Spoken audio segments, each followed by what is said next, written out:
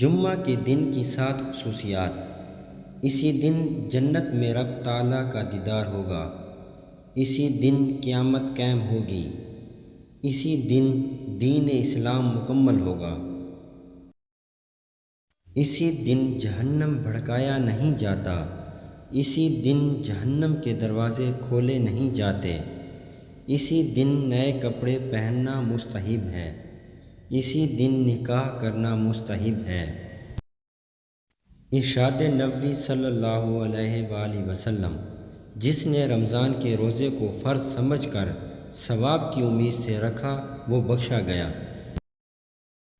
وفات کے بعد ماں باپ کا حق: ہر جمعہ کو ان کی زیارت قبر پر جانا، وہاں یاسین شریف پڑھنا ایسی آواز سے کہ وہ سنیں، اور اس کا ثواب ان کی روح کو پہنچانا۔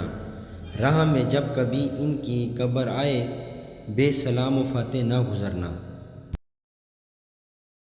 تیرا در تو مجھے نہ مل سکا، تیرے رہ کی زمیں سہی، مجھے سجدے سے کام ہے، جو وہاں نہیں تو یہیں سہی۔